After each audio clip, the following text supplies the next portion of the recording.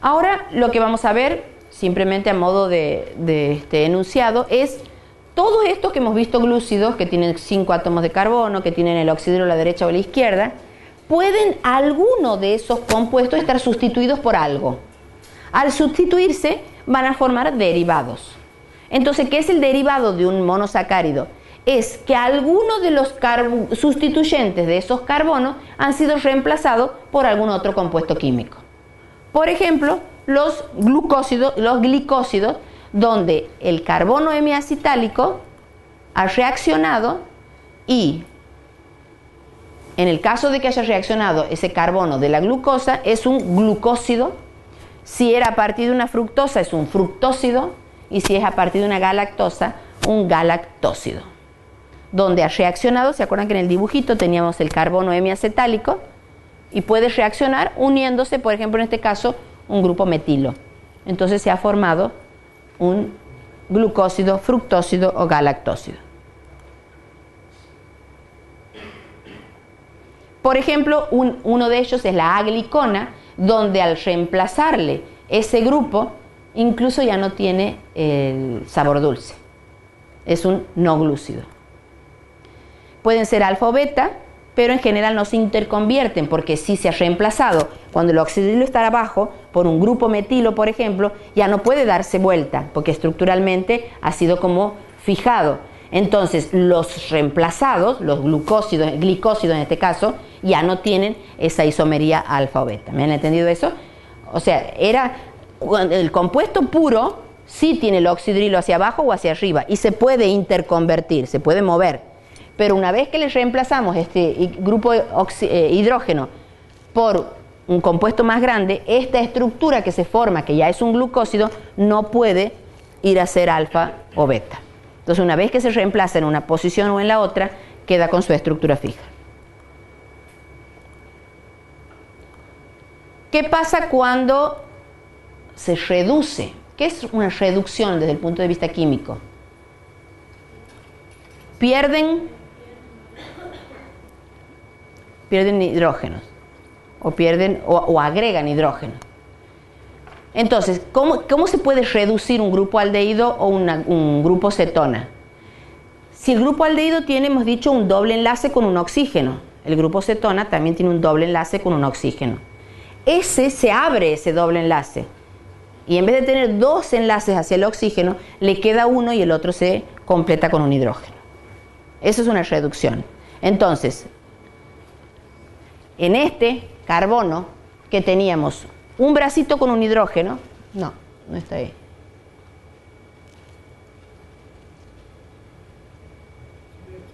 Aquí está, sí, doble enlace. Un grupo aldehído se abre y nos entra otro hidrógeno. Al reducirse este compuesto, se transforma de glucosa en un sorbitol. O sea, el sorbitol es un compuesto químico formado a partir de la reducción de la glucosa, donde un hidrógeno, un bracito del oxígeno ha sido reemplazado por un hidrógeno. Ese ya no tiene capacidad de ciclarse, por ejemplo. ¿Qué son los desoxiazúcares? El sufijo desoxi, des, es que le quita, y si le desoxi le quita un oxígeno. Entonces puede, por ejemplo, la ribosa perder ese grupo oxidrilo que está en el extremo donde está señalado y se forma la desoxirribosa. ¿Dónde actuaba la desoxirribosa? Uno era ribosa, ARN y el otro es ADN. La fucosa también es un derivado de los glucósidos, donde en el caso de la galactosa lo que ha hecho es cambiar o perder este grupo oxidrilo y nos han entrado todos hidrógenos y esa galactosa se ha transformado en una fucosa. O sea, los hidrógenos quedan, solamente sale el oxígeno. Siempre tiene que tener 4 valencias, o sea, 4 brazos. En un caso era un oxígeno-hidrógeno, un oxidrilo, y se va ese y entra un hidrógeno. Entonces quedaron 3 bracitos con hidrógeno y el otro hacia arriba con el otro carbono. Eso sería perder un oxígeno. Eso es un desoxiazúcar. Y un éster. Un éster es la unión en alguno de esos oxidrilos, que en este caso es este hidrógeno es reemplazado por un grupo fosfato, un ácido fosfórico entra. Entonces se llaman ésteres fosfóricos. Estos ésteres fosfóricos, por ejemplo con la glucosa, se forma una glucosa 6-fosfato. Entró en el carbono 6 un grupo fosfato, glucosa 6-fosfato. O podía haber entrado en el carbono 1 y se llama glucosa 1-fosfato.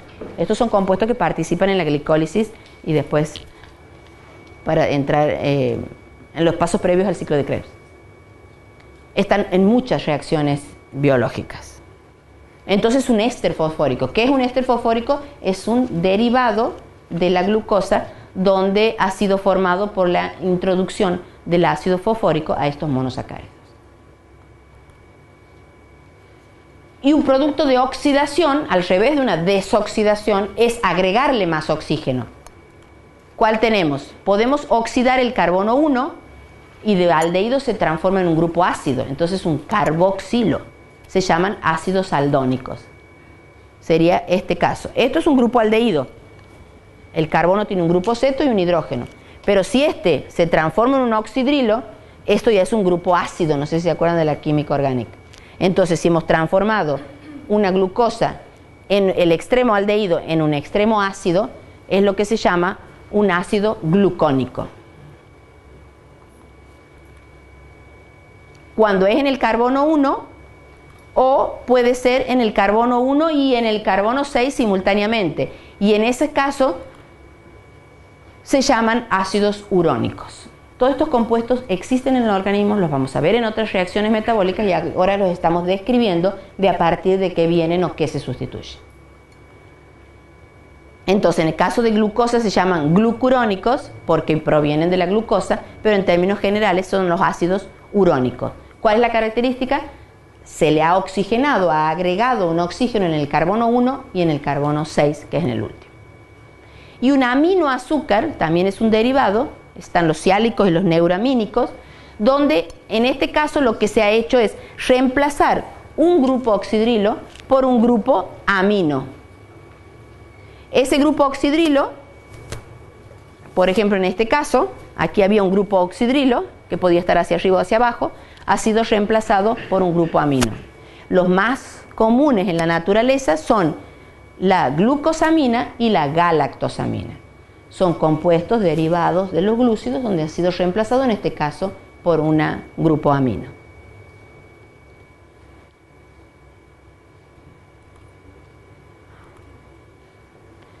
Y ahora vamos a ver rápidamente los oligosacáridos. La diferencia de oligosacárido y un polisacárido es que es poquitos, 2, 3, 5. En cambio un polisacárido, muchos, 15, 20, 100, 1000. Entonces un disacárido, que son 2, se forma por la unión de dos glúcidos, solo 2 monosacáridos.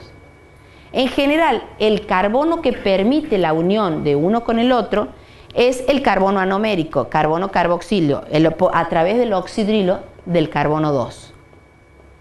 Y una de esas es la maltosa. La maltosa es la unión de dos glucosas. ¿Pero por dónde? El carbono 1 de uno con el carbono 4 del otro. Por eso se dice que es un enlace 1,4 glucosa-glucosa. O sea que la maltosa son 2 glucosas, pero no unidas de cualquier manera, sino entre el 1 y el 4. Esto es lo que se llama azúcar de Malta, es un azúcar menos dulce, sí forma anómeros y tiene poder reductor. Maltosa. La lactosa, ya hemos dicho, estaba formada por una galactosa y una glucosa. También unión alfa 1,4, carbono 1 de uno con el carbono 4 del otro. Es la que se encuentra en la leche, forma anómeros y tiene poder reductor. Sacarosa es una fructosa con una glucosa. ¿Cómo se unen? Carbono 1 de uno con carbono 2 del otro. Acuérdense que el otro no es un aldehído, sino es una cetona. O sea que tiene el segundo carbono con más posibilidades. Es la que utilizamos como lo que se llama el azúcar de mesa o como endulzante. y se obtiene de la caña de azúcar, de la remolacha, y lo que se hace es generar el azúcar invertido que se llama, que tiene que ver con el poder de rotación de la luz polarizada. Si nosotros lo hidrolizamos, hidrolizar sería cortarlo, va a formar la separación de glucosas y fructosa. No tiene poder reductor. ¿Por qué será? Porque no le queda ese oxígeno capaz de poder actuar como poder reductor una vez que está unido. Es dextro rotatorio, dextro gira, por hidrólisis se puede volver levógira. La celobiosa son dos glucosas. ¿Cuál hemos dicho que eran dos glucosas también? La maltosa. Pero aquí están unidos distintos. Es una unión beta 1,4. Tiene que ver con la posición de los oxidrilos y por lo tanto cómo genera la unión con el otro compuesto. Y forma anómeros porque le queda todavía los oxidrilos o para arriba o para abajo lo de los extremos. Trealosa. Dos glucosas en posición alfa. Aquí no tiene poder reductor porque se han unido, o es como si se hubieran gastado los oxidrilos que le daban el poder reductor. Y el polisacárido. Polisacárido, a diferencia de lo que hemos visto, eran dos, ahora son muchos. Ahora sí estamos hablando de una cuenta de un collar o de una cantidad de glucosas, una o de cualquiera de los monómeros, unidos formando una cadena larga. ¿Cuáles son los polisacáridos? Hemos nombrado tres hace un rato. ¿Cuáles eran? Polisacáridos. El que almacena el hígado, glucógeno. El que almacena las plantas y el que no comemos, las células. Pero algunos comemos, parece. Todos se denominan en términos generales glicanos. Son amorfos, son blancos, no son reductores. Y aquí tenemos que los podemos clasificar en homopolisacáridos o en heteropolisacáridos. Homo quiere decir igual, y obviamente es cuando todos los monómeros son iguales, glucosa por ejemplo. Pero si en el polisacárido está formado por diferentes, es un heteropolisacárido. Un monosacárido es el almidón, un monosacárido es el glucógeno y un heteropolisacárido son otros que ya vamos a ver. Este me suena. Homopolisacáridos terminan en ano y el nombre es del monómero. Si son homos son todos iguales, entonces le da el nombre al compuesto. Si es de glucosa, es en términos generales, o sea, todos se los denomina glucosanos, donde estaba almidón, glucógeno y celulosa. Y el fructosano es la inulina. El almidón, como hemos dicho, es un polímero donde todos son glucosas, es la reserva de los vegetales, está formado todas glucosas, pero tienen dos polímeros distintos dentro de la formación del almidón. Uno se llama amilosa y otro se llama amilopectina. La amilosa es un polisacárido que puede tener de 1000 a 5000 unidades de D-glucosa, donde las uniones entre las glucosas son alfa 1,4. ¿Qué característica tiene? Que tiene una distribución helicoidal y cada 6 vueltas está formado por 6 glucosas y se enrosca. Y los grupos oxidrilos quedan para el exterior, lo que le da a la característica a la amilosa de que sea hidrófobo.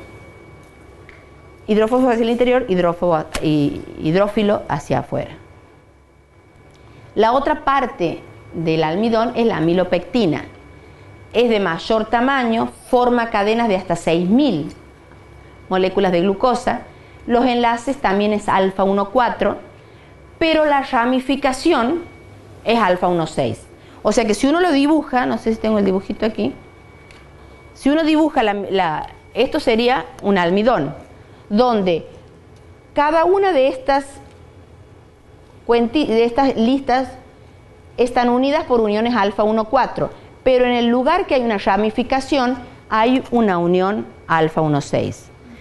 Esta estructura que tiene ramificaciones es una amilopectina. porque hemos dicho que la otra estructura es como si fuesen enrolladas y tienen menor cantidad de monómeros de glucosa. Entonces, cuando empieza la digestión del almidón, uno va cortando todas las glucosas, tiene la capacidad, la enzima, de cortar solamente uniones alfa 1,4. Entonces, si empieza a cortar, va a llegar un momento que va a dejar solamente estas uniones de las ramificaciones que no las puede cortar, que son donde está la unión alfa 1,6. Entonces, cuando empieza el proceso de la digestión del almidón, se cortan y se eliminan todas las glucosas que van quedando sueltas en el medio donde está produciéndose la digestión del almidón. Pero, sin embargo, van a quedar estos pedacitos que tienen los lugares donde estaban hechas las ramificaciones. A estos residuos se le denomina dextrina. O sea que en el primer paso del metabolismo, uno dice que el almidón es hidrolizado hasta dextrina. ¿Por qué? Porque la enzima que participa en ese proceso solo es capaz de cortar uniones alfa 1,4 y deja toda la dextrina donde las uniones son alfa 1,6 y debe venir otra enzima para capaz de cortar esas uniones que han quedado. El glucógeno, otro tipo de polisacárido de todas glucosas, de un polímero de glucosas, pero que la fabrica el organismo y es la forma de almacenar la glucosa en el hígado. ¿Qué característica tiene?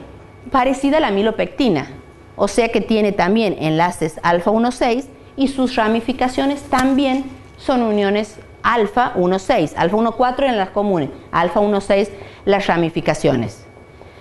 Desde el punto de vista estructural es más compacto que el almidón, es la forma de reserva del hígado y de los músculos y no tiene poder reductor. Ahí están los dibujitos como para ver amilosa. Esta es la amilosa, la amilopectina, esta tenía forma de hélice y este es el glucógeno. Es muy parecido, también tiene ramificaciones, pero es como si estuviera más compactado que en el caso de la amilopectina. Y el dextrano, el organismo humano no lo fabrica, pero sí lo fabrican algunos microorganismos, son polímeros de la glucosa, lineales, pero donde la unión lineal es alfa 1,6 y tiene una ramificación distinta donde es una ramificación alfa 1,2 y tienen algunos enlaces alfa 1,4. ¿Para qué se utiliza? Generalmente para restablecer la volemia en una persona que ha tenido una deshidratación fuerte. ¿La dextrosa? No, la dextrosa es más como alimento porque no es para este caso. La dextrosa sería solo glucosa, pero que el dextro rotatorio es un sinónimo de la glucosa. Este tiene la ventaja de que no es metabolizada tan rápido, entonces permite como mantener más en circulación y aumenta la volemia, aumenta como el volumen de la sangre. La anterior también era alfa 1,6. Alfa 1,6 solo las ramificaciones, en cambio en este es todas. Esto no es fabricado por el organismo. En el almidón. En el almidón tenías dos estructuras. La más cortita como hélice eran todos alfa 1,4. En la amilopectina, que era más grande, las ramificaciones eran alfa 1,6 y el resto todo es en alfa. Entonces cuando empieza la digestión corta todas las glucosas y deja la dextrina, que se llaman todos aquellos residuos donde solo han quedado uniones alfa 1,6. En el glucógeno también las ramificaciones son alfa 1,6. Y la inulina es un polisacárido, pero son cadenas de fructosa, otro tipo de polisacárido. Y la celulosa, simplemente para que podamos entender la diferencia, también es un glucano, o sea, también es un polímero de glucosas, pero es una estructura que la usan o la fabrican los vegetales. Es el que es más abundante en la naturaleza y aquí son uniones, en vez de alfa 1,4 son beta 1,4 y donde gira cada uno en 180 grados. Tiene mucha resistencia por sus puentes hidrógenos, pero los jugos digestivos no la pueden hidrolizar porque justamente no tiene la enzima capaz de romper esa unión beta 1,4. Y un heteropolisacárido, hemos dicho que el que estaba no formado por moléculas iguales, sino moléculas diferentes. Entonces, por ejemplo, sería por más de un monosacárido, como los glucosaminoglicanos, que es un polímero lineal que tiene hexosaminas y tiene ácidos urónicos, y por ejemplo sería el ácido hialurónico, el coinditilsulfato, el dermatansulfato, el queratansulfato, la heparina. Estos serían todos ejemplos de heteropolisacáridos. Proteoglicanos es un glucosaminoglicano con proteínas, peptidoglicanos, glicoproteínas, todos esos son casos de entonces heteropolisacáridos, ejemplos de heteropolisacáridos. Aquí el grupo sanguíneo lo ponemos como ejemplo simplemente para que sepan que los grupos sanguíneos son distintos, diferencias que hay en los de un antígeno que está en la superficie de los glóbulos rojos. Y en general se trata de cadenas cortas de diferentes de polisacáridos diferentes en el que marcan o que hacen la diferencia entre un antígeno O, por ejemplo, aquí está graficado. Han visto que hay 3 tipos de antígenos que dan origen a los distintos grupos sanguíneos. Este es el grupo A, el grupo B y el grupo 0. Estos serían los antígenos que están pegados en la superficie y que tienen que ver en su estructura con los polisacáridos, por eso lo pongo en este ejemplo. Y la hemicelulosa es una cadena que está formada por 50 glucosas, pero tiene en sus ramificaciones, en vez de tener glucosa, tiene galactosa, silosa, fructosa, y por eso es un heteropolisacárido. Otro ejemplo de heteropolisacárido es la pectina, que es un polímero formado por unidades de ácido galacturónico, pero la unión es beta 1,4. Y la lignina, que no es un polisacárido, pero es un polímero de restos fenólicos que no es capaz de ser digerido. Esperen que le ponga... Uy. Esto quería que sepan que las fibras que uno consume, que aumentan la materia fecal para poder tener un tránsito normal, están formadas por todo este tipo de compuestos que tienen alguna particularidad que no pueden ser digeridos. Por lo tanto, aumentan el bolo fecal para que se complete para un objetivo determinado, como puede ser aumentar la materia fecal. Es lo que se denominan fibras. Final, demasiado por hoy. Entonces el jueves tenemos otra clase. Lunes y jueves.